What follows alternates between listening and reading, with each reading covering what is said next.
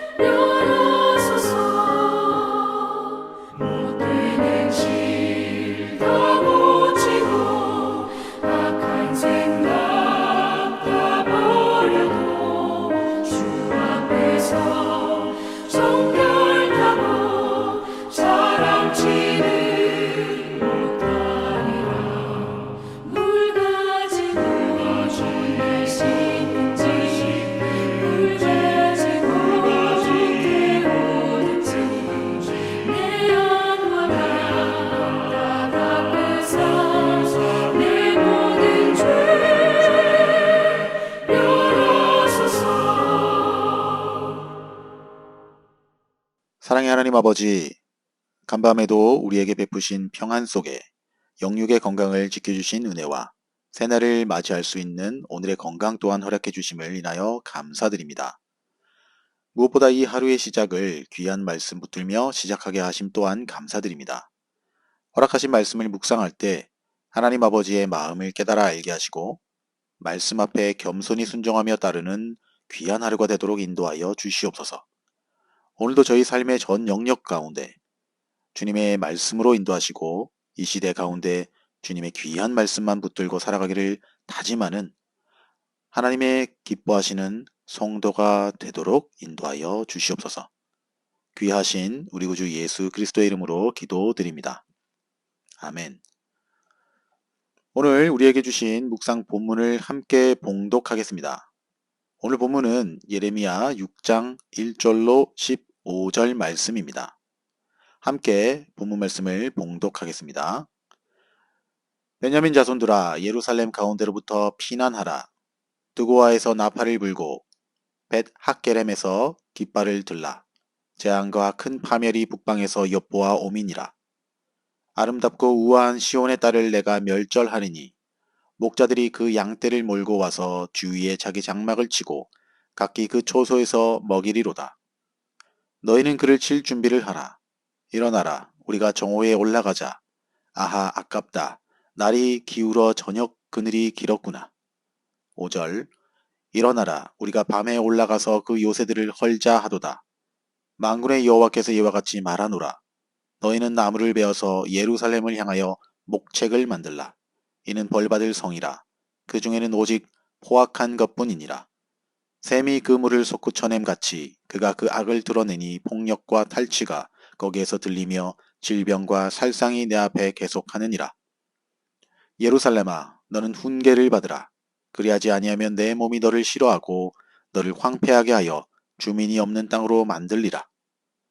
9절 만군의 여호와께서 이와 같이 말씀하시되 포도를 따듯이 그들이 이스라엘의 남은 자를 맑게 주우리라. 너는 포도띠는 따는 자처럼 내 손을 광주리에 자주자주 놀리라 하시나니 내가 누구에게 말하며 누구에게 경책하며 하여 듣게 할꼬. 보라 그 귀가 할례를 받지 못하였으므로 듣지 못하는도다. 보라 여호와의 말씀을 그들이 자신들에게 욕으로 여기고 이를 즐겨하지 아니하니 그러므로 여호와의 분노가 내게 가득하여 참기 어렵도다. 그것을 거리에 있는 아이들과 모인 청년들에게 부으리니 남편과 아내와 나이든 사람과 늙은이가 다 잡히리로다. 12절 내가 그 땅 주민에게 내 손을 펼 것인즉 그들의 집과 밭과 아내가 타인의 소유로 이전되리라. 여호와의 말씀이니라. 이는 그들이 가장 작은 자로부터 큰 자까지 다 탐욕을 부리며 선지자로부터 제사장까지 다 거짓을 행함이라. 그들이 내 백성의 상처를 가볍게 여기면서 말하기를 평강하다 평강하다 하나 평강이 없도다. 15절 그들이 가증한 일을 행할 때에 부끄러워하였느냐? 아니라 조금도 부끄러워하지 않을 뿐 아니라 얼굴도 붉어지지 않았느니라. 그러므로 그들이 엎드러지는 자와 함께 엎드러질 것이라. 내가 그들을 벌하리니 그때 그들이 거꾸로지리라. 여호와의 말씀이니라. 아멘. 이제 오늘 읽은 본문 말씀 묵상을 함께 나누겠습니다. 먼저 오늘 주신 본문 말씀의 핵심 줄거리를 요약해 봅시다. 오늘 본문은 예레미야서 3장에서 시작해 6장까지 남유다가 북이스라엘의 타락을 그대로 답습하는 데 대한 심판의 예언을 기록하고 있는 내용의 연속 부분이라 할 수 있습니다. 특별히 오늘 본문은 북방 이방 세력을 통한 남유다의 수도인 예루살렘 심판의 예언과 회개 촉구를 기록하고 있는 말씀입니다. 그 세부적인 내용들을 단락별로 살펴보자면 1절로 3절은 베냐민 자손들에게 대피할 것을 권고하는 형식으로 북방 세력을 통한 예루살렘에 대한 하나님의 심판이 임박하였음을 예언합니다. 여기서 베냐민 자손을 상대로 예언이 주어진 것은 예루살렘이 본래 베냐민 지파에게 분배된 성읍이기 때문입니다. 이어서 4절과 5절은 북방 세력의 지휘관이 그의 군대에게 예루살렘을 함락하라고 공격 명령을 내리는 것처럼 인용하는데 이는 예루살렘에 대한 하나님의 심판이 임박했음을 예언하고 있는 것입니다. 6절과 7절은 하나님께서 그의 심판의 도구로 세우신 북방 세력의 군대에게 예루살렘 함락을 독려하는 형식으로 예루살렘에 대한 하나님의 심판이 임박하였음을 예언하고 있습니다. 8절은 임박한 심판에 직면한 예루살렘을 향해 하나님께서 말씀에 순종할 것을 촉구하시고 그리하지 않으면 파멸에 이르게 될 것이라고 경고하고 있는 내용입니다. 이어지는 9절과 15절은 여호와의 경책의 말씀을 거부하는 남유다에 대하여 심판을 예언하는 내용입니다. 여기서 하나님은 이방 세력을 통하여 유다를 철저하게 심판하실 것임을 예언하시는데 그와 같이 철저하게 심판하시는 것은 유다가 하나님의 경책의 말씀을 듣지 않고 일반 백성들로부터 지도자들에 이르기까지 가증한 일을 행하면서도 전혀 부끄러워하지 않을 정도로 타락하고 부패했기 때문입니다. 이처럼 하나님의 심판의 경고에도 불구하고 평강을 예언하는 거짓 선지자들의 말만 듣고 가증한 일을 그치지 아니하였기 때문에 하나님의 분노에 의해 남유다는 결국 파멸의 심판을 받고 말았던 것입니다. 여기까지가 오늘 본문의 핵심 줄거리 요약이었습니다. 그럼 오늘 묵상 본문에 나타난 하나님은 어떤 분인지 살펴보겠습니다. 오늘 제가 발견한 하나님은 우리의 영원한 울타리 되시는 하나님입니다. 본문 2절을 보면 아름답고 우아한 시온의 딸을 내가 멸절하리니 라고 말씀합니다. 여기서 딸로 번역된 단어의 원어적 의미는 딸 이외에도 마을, 목장이라는 의미가 있으며 그 외에도 매우 광범위한 의미로 사용되어집니다. 그런 의미에서 다음 절인 3절과 연결시켜 볼 때 양이나 가축을 키우는 목장이라는 뜻으로 해석할 수도 있을 것입니다. 또한 내가 멸절하다에 해당하는 원어는 멸절하다라는 뜻 외에 뭐뭐와 같다라는 의미도 있습니다. 이렇게 본다면 이 절은 시온은 아름답고 우아한 목장과 같다라고 번역할 수도 있습니다. 시온, 즉 예루살렘은 이처럼 참으로 아름답고 보기에 좋은 목장과 같았습니다. 그것은 하나님께서 당신의 이름을 두시려고 택한 장소, 다시 말해 예루살렘을 축복하시고 은혜를 베푸셨기 때문에 그랬습니다. 그런데 예루살렘이 이렇게 아름답고 우아하였다면 그만큼 예루살렘을 노리는 무리도 많았을 것입니다. 왜냐하면 당시의 목자, 목동들은 좋은 목초지를 그냥 바라만 보고 있지 않았기 때문입니다. 목자들이 좋은 목초지를 발견하면 자기 양떼들을 몰고 와서 그곳에서 풀을 뜯게 하는 것이 당연한 의무였습니다. 이처럼 예루살렘은 주변 열강들이 호시탐탐 노리는 그런 곳이었습니다. 지정학적으로 보면 열강들의 전략적 요충지와 같았기에 이곳을 차지하여 자신들의 세력을 확장하고 보호하기 위해 반드시 차지해야 할 아주 중요한 지역이었기 때문입니다. 그러나 예루살렘은 그처럼 열강들이 노리고 있었음에도 불구하고 그동안 침탈을 당하지 않았습니다. 당시 근동의 패권을 장악했던 아수르조차도 예루살렘을 함락할 수 없었습니다. 왜냐하면 시온에는 견고한 울타리가 쳐져 있었기 때문입니다. 그 울타리가 예루살렘 성벽이었을까요? 아닙니다. 예루살렘의 울타리는 다름 아닌 전능하신 여호와 하나님이셨습니다. 그러나 3절을 보면 목자들이 그 양떼를 몰고 와서 주위에 자기 장막을 치고 각기 그 처소에서 먹이리로다 라고 하였습니다.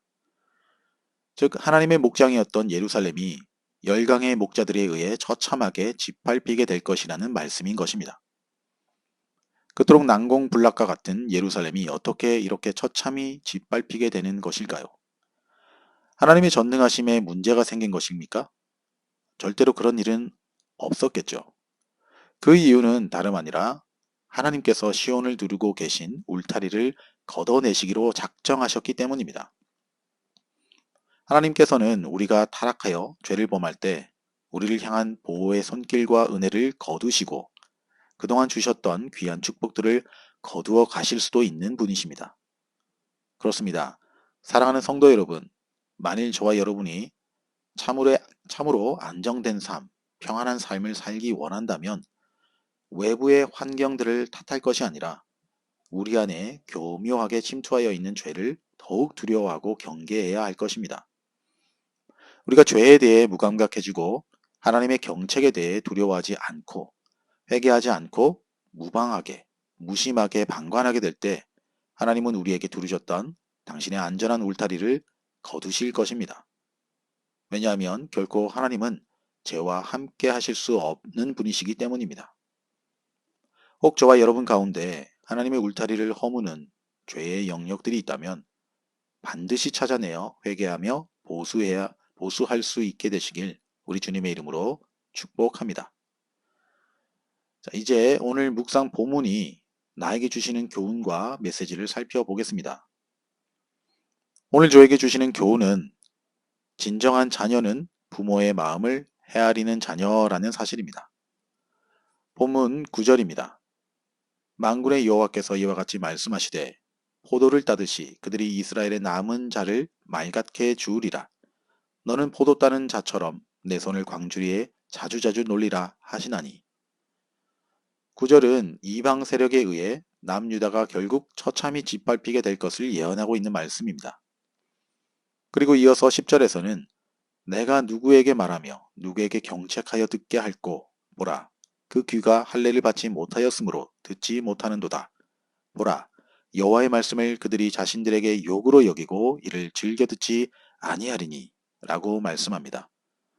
바로 하나님의 책망을 듣지 않는 유다 백성들에 대한 예레미야 선지자의 안타까운 토로인 것입니다. 여기서 그 귀가 할례를 받지 못하였다라는 것은 하나님의 말씀을 고의적으로 듣지 아니하려 한 유다 백성들의 강팍한 마음을 비유적으로 표현한 것입니다. 이러한 하나님의 말씀 가운데는 불순종하는 유다 백성들을 향해 진노와 의로운 심판을 단행하시겠다는 의미도 내포되어